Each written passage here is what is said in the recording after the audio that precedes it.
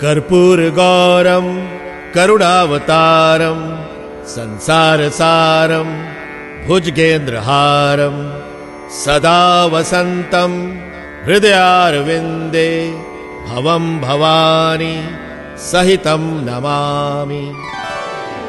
हम सब ने आरती के बाद इस मंत्र का जाप किया होगा, लेकिन क्या आपको पता है कि आखिर आरती के बाद यह मंत्र क्यों बोला जाता है? असल में इस मंत्र का रिश्ता भी महाशिवरात्रि से है। भगवान शिव की यह स्तुति शिव पार्वती विवाह के समय विष्णु द्वारा गाई हुई मानी गई है। अमूमन ये माना जाता है कि शिव शमशानवासी हैं। उनका स्वरूप बहुत भयंकर और अघोरी वाला है, लेकिन यह स्तुति बताती है कि उनका स्वरूप बहुत दिव्य है। शिव को सृष्टि का अधिपति माना गया है। वे मृत्युलोक के देवता हैं।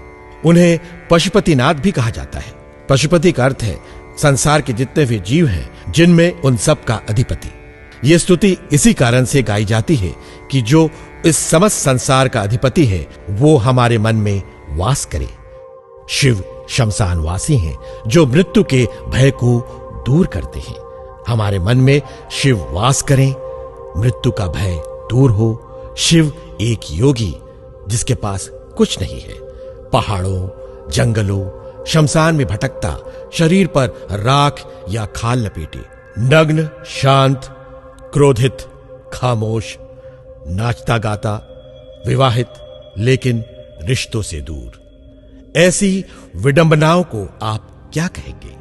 शिव ऐसी ही जटिलताओं का प्रतिनिधित्व करते हैं जो उन्हें किसी भी दूसरे भगवान से अलग बनाती है। शिव हर उस चीज के देवता है जिसे दूसरे स्वीकार नहीं करते। भूत पिशाच देव राक्षस सभी के आराध्य हैं। वो भोले हैं, आसानी से नाराज हो जाते हैं। वो बेहद जल्दी खुश भी हो जाते हैं। शिव आम भगवानों की परिभाषाओं को चुनौती देते हैं। डम डम डमरू बजे, शाश्वत अग्नि सजे, अनादि है अनंत है, मसान है वसंत है, गिरा हुआ भभूत से, पिशाच से दैवभूत से, शिवाय शिवाय शिवाय शिवाय।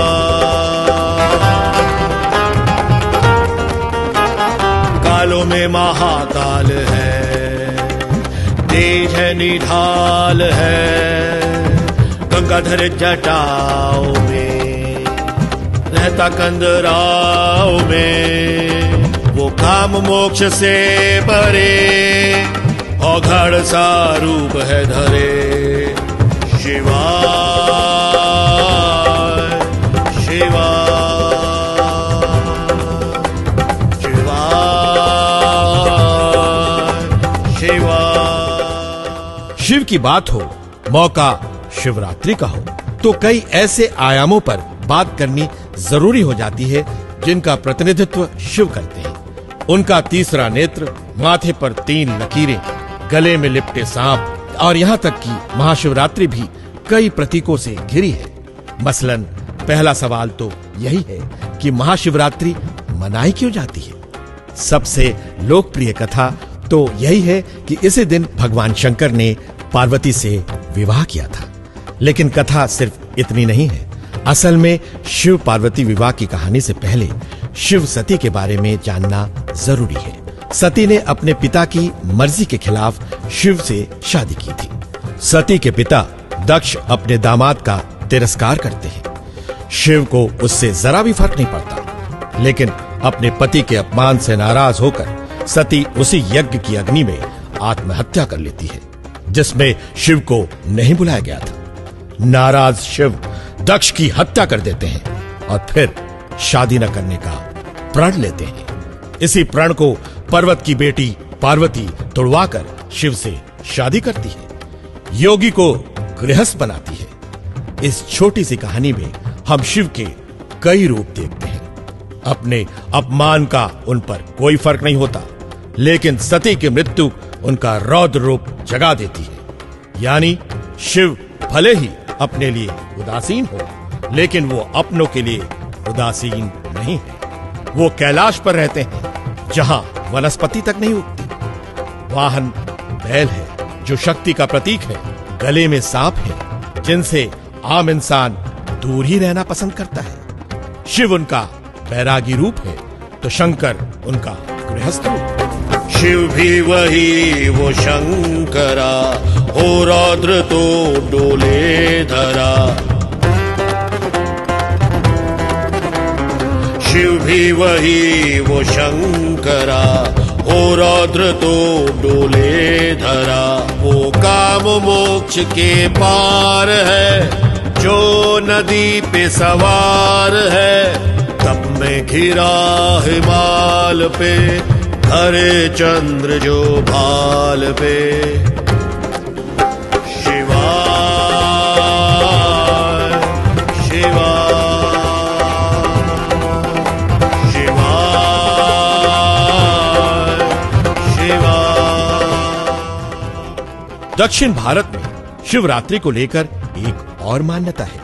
जब सागर मंथन हो रहा था और सुर असुर उसमें से निकलने वाली चीजें बांट रहे थे, तब उसमें से हलाहल विष निकला, जिसे कोई लेने को तैयार नहीं था।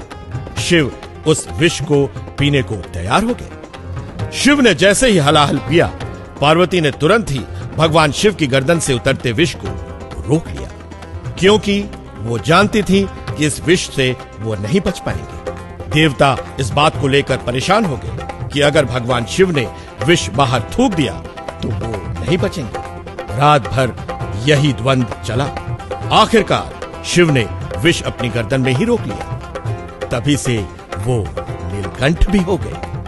ये कहानियां तो आपको पता होगी, लेकिन क्या आप जानते हैं कि शिवरात्रि को ही सृष्टि की शुरुआत भी माना जाता है। हिंदू धर्म में मान्यता है कि सृष्टि की शुरुआत में इसी दिन आधी रात में भगवान शिव का निराकार से साकार रूप में अवतरण हुआ था।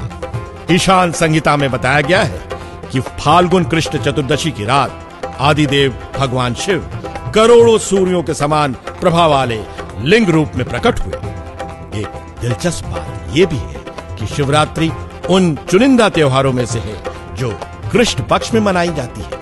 भगवान शिव का रूप पारंपरिक भगवानों की परिभाषाओं को चुनौती देता है। वो संहार के देवता है, लेकिन आराध्य है। वो ध्यान में लीन है, लेकिन जब नाचते हैं तो नटराज रूप में नजर आते हैं।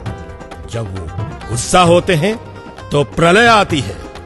मनाने पर शिव रावण जैसे राक्षस को भी वरदान देते हैं। शिव की प्रतिमा कई प्रतीकों से भरी है।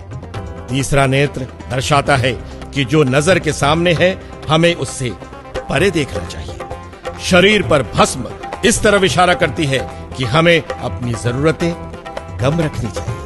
माथे पर चंद्रमा शायद ये कहता है कि हमें अपना दिमाग शांत रखना चाहिए। जटाओं में गंगा दूसरे के लिए समर्पण का भाव दर्शाता है, तो गले में लटके सांप शायद ये कहते हैं कि हमें सुनी सुनाई बातों पर ध्यान नहीं देना चाहिए, क्योंकि सांपों के कान नहीं होते। शिव के तमाम रूपों को समेटना एक एपिसोड में काफी नहीं होगा, तो किसी और दिन भगवान शिव के दूसरे आयामों की बात करेंगे। शिव का कौन सा रूप आपको सबसे ज्यादा भाता है, हमें कमेंट्स में बताइए। शिवरात्रि का सही संदेश यही होगा कि हम किसी से भेदभाव न करें। जैसे शिव देवताओं के साथ भूत पिशाचों से भी उतने ही प्रेम से मिलते हैं। शिवरात्रि की शुभकामनाएं। नमस्कार। भोले भुजा विनाश हो, वास में आकाश हो। शेष है अशेष है, भूत है मगर न द्वेष है। डम डम की ताल है, वो सूक्ष्म है विशाल है। वो है जो चंद्र भाल है। नमः नमः नमः नमः।